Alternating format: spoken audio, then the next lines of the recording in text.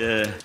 오늘이 그 1월 21일인데 121이 뭔지 대충 다 아시죠? 나이 그 좀 젊은 분들은 모르시겠지만은 1968년 1월 21일입니다. 오늘부터 꼭 55년 전 되는 날인데 그날 그 북한의 그 특수부대 124 군부대라는 그 특수부대에서 31명을 이제 여기다 파견을 했습니다. 그래가지고 뭐 파견이 아니라 침투를 시킨 것이죠. 그래갖고 청와대 일대에서 뭐 엄청난 전투가 났는데 그날 저녁 때 그 우리 친구 우리 중학교 다닐 때 동창의 아버지가 대령이었는데 그날 돌아가셨습니다. 그리고 그날 경찰서장, 종로 경찰서장도 죽고 지금도 세검정 가다 보면은 거기 그 경찰서장이 죽은 자리에 그 경찰서장 동상도 있고 그렇습니다. 그러고 나서 이제 31명을 다 죽이는 데까지 뭐 한 달 정도 걸렸는데 그 중에 지금 2사람이 살아있는 거로 돼 있습니다. 한 사람은 여기서 자기가 자살하려고 그랬는데 가르쳐준 바에 의하면은 죽어야 되는 겁니다. 근데 그 순간 죽을 수가 없었어요. 그래가지고 살아남아가지고 그 목사님이 됐습니다. 김신조 목사님이라고 이제 이거 무장공부 출신인데 그래서 그 사람이 생포됐기 때문에 뭐하러 남한에 왔느냐 그랬더니 박정희를 목을 따라왔다 그랬습니다. 박정희 목을 따라왔다. 청와대를 깔아왔다. 이렇게 얘기를 하는데 1월 23일 날 무슨 일이 있었냐면은 그날 이렇게 여기서 막 전쟁은 아니지만은 난리가 난 것이죠. 그거를 이제 그 정보를 수집하려고 미국의 정보함이 그러니까 별로 크진 않은 군함입니다. 그 군함이 이름이 푸에블로라는 군함인데 그 군함이 1월 23일 날 원산 앞바다에 가 있었습니다. 그런데 미국 얘기로는 우리는 결코 그러니까 바다에도 영토 개념이 있어가지고 그것을 영해라고 그럽니다. 근데 영해에 들어가면 안 돼요. 그러니까 우리나라 영해에도 만약 미국 여객선이 들어오는 것도 허락을 받지 않으면 안 됩니다. 남의 나라 들어가는 거니까. 그런데 미국 군함이 북한의 영해에 들어왔다. 그래가지고 북한 비행기도 뜨고 북한 해군이 가서 그것을 잡아왔습니다. 그거 잡아온 다음에 보니까 미국 항공모함도 오고 막 다 오고 난리가 났습니다. 예. 그런데 결국 미국 병사들이 장교들이 11개월이나 이제 묶여 있다가 겨우 11개월 만에 이제 풀려났습니다. 그 사이에 전투하다 죽은 사람도 있고 이런데 그 배를 북한이 미국 제국주의의 침략의 상징인데 자기네들이 싸워서 승리했다라는 그 기념으로 지금도 대동강에 있습니다. 대동강에다 이렇게 정박을 시켜놓고 북한 젊은 친구들을 북한 애들을 데려다가 이렇게 미국 놈들은 제국주의자라고 교육을 시키는 거예요. 이렇게 한 번씩 앞에 들고 와서 지금 보는데 거기 이제 그림들도 전시를 하고 미국이 말이죠. 해마다 그 배를 내놓으라고 이맘때가 되면은 그 배를 내놓으라고 북한한테 요구를 합니다. 그 북한은 안 된다라고 소리 지르는데 금년에 미국 국회가 금년 1월 3일 날 117대 국회가 이제 새로 들어섰는데 작년 11월 선거한 그 국회가 117대입니다. 그런데 지난 55년 동안은 그냥 배를 돌려달라 라는 것만 얘기를 했는데 금년에는 미국 의회에서 결의안을 냈습니다. 결의안을 냈는데 북한에서 다시 한번 미국이 제국주의라면 미국을 다 폭파시켜버리겠다라는 식으로 응수하고 있는데 55년 전에 미국이 싸움을 못한 이유는 뭐냐? 지금 그 일이 일어나면 그냥 가서 끝납니다.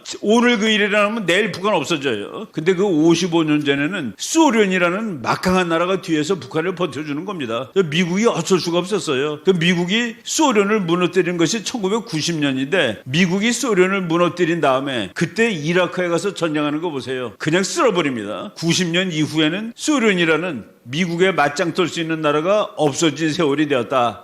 그래서 미국이 이제 웬만한 적은 가서 없애버립니다. 그런 상황이 됐는데 이제 우리나라도 간만에 국가 안보가 대단히 정상으로 돌아가고 있다는 생각이 많이 듭니다. 우리 국제정치학 이론 중에 말이죠. 고슴도치 이론이라는 것이 있습니다. 고슴도치 이론. 영어로 포큐파인 띠어리라고 그러는 것인데 아주 고슴도치는 조그만 동물인데 사자가 개를 못 잡아먹습니다. 표범이 그거 잡아먹으려고 그러다가 막 가시에 막 찔러요. 근데 그 가시에 독이 있어가지고 그 잡아먹지 못하고 표범이나 뭐 이런 동물들이 가시가 깊이 박히면 나중에 병들어 죽는답니다. 염증 나고. 그래서 국제정치에서 작은 나라라도 자기를 지키기 위해서 핵을 만들 때 그 효과가 있어요. 그러니까 고슴도치가 되는 겁니다. 포큐파인이 되는 건데 그래서 그 이론이 포큐파인 띠어리입니다.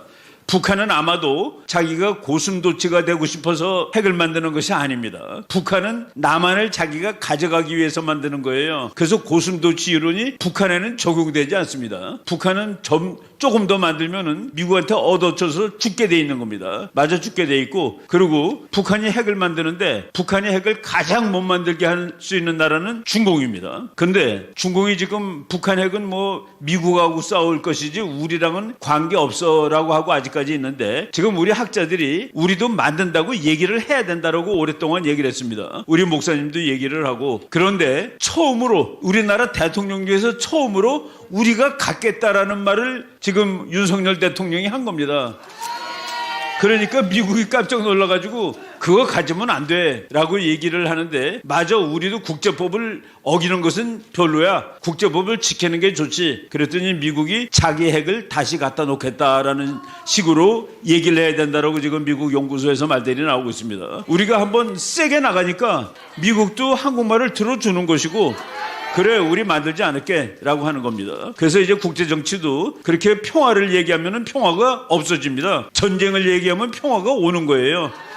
이런 식으로 우리가 이제 역설의 원칙, 그런데 이 친구들이 평화협정, 종전협정하면 전쟁 끝나는 게 아니라 미군 나가서 전쟁이 다시 시작되는 겁니다. 평화협정하면 평화가 오는 게 아니라 미군 나가서 아주 극도로 이제 위험해지는 겁니다. 김정은의 아버지가 나는 서울에 점령군 총사령관으로 갈 거야 라고 얘기하고, 그리고 자기가 점령군 총사령관으로 가면은 우리나라에 살고 있는 사람 1,000만 명은 이민 보낼 거야. 그리고 2천만 명은 숙청할 거야. 나머지 2천만, 북한 2천만 가지고 4천만짜리 공산국가를 만들 거야 라고 얘기를 했는데, 1,000만 명 이민 보낸다라는 얘기를 할 배경이 있습니다. 캄보디아라는 나라가 바로 얼마 전에 공산국가가 됐는데, 김정일이가 그 말하기 전에 공산국가가 됐는데, 폴포트라는 그 김정일이에 해당되는 놈이죠. 그 놈이 가가지고 850만 명 중에서 150만 명을 죽입니다. 이 사람들은 같이 살 수 없는 인간들이라고 해가지고. 근데 그 150만이 5분의 1이니까 대략 우리나라 5천만의 5분의 1이 1,000만입니다. 그 1,000만 명을 이민 보내겠다, 없애겠다고 그랬는데, 이민 보내겠다는 말은 왜 나왔냐면은 이 150만 명을 죽이겠다고 해놓고 맨 처음에는 총으로 쏴 죽입니다. 근데 폴포트가 생각해보니까 총알이 아깝다는 생각이 들었어요. 그래서 몽둥이로 때려 죽이고 도끼로 때려 죽였습니다. 근데 몽둥이는 잘 안 죽는단 말이죠. 그래서 빈배에 태워가지고 바다로 다 보냈습니다. 굶어 죽은 거예요. 그러니까 그걸 보고서 김정일이가 이거 1,000만 명을 이민 보내면 되겠다라고 얘기한 겁니다. 그런데 그 5분의 1에 속하는 사람이 누군지 우리가 잘 한번 알아보겠습니다. 내가 요거 말하고 이제 끝날 텐데, 폴포트가 보니까 우리와는 공산국가에서는 죽어도 살 수 없는 인간들, 1. 군인 중에서 장교들, 2. 공무원들, 3. 장사꾼들, 우리 사업하는 사람들, 기업하는 사람들은 공산주의에 못 삽니다. 그리고 4. 선생님들, 우리나라 종교조 선생들이 공산주의 되면 자기 살 것 같죠? 다 죽습니다. 남한 선생들 하나도 안 남을 거예요. 5. 지식인이라고 씁니다. 지식인. 6. 종교인, 종교인 뻔하죠. 제일 애매한 게 지식인이라. 지식인을 어떤 사람이 지식인이냐?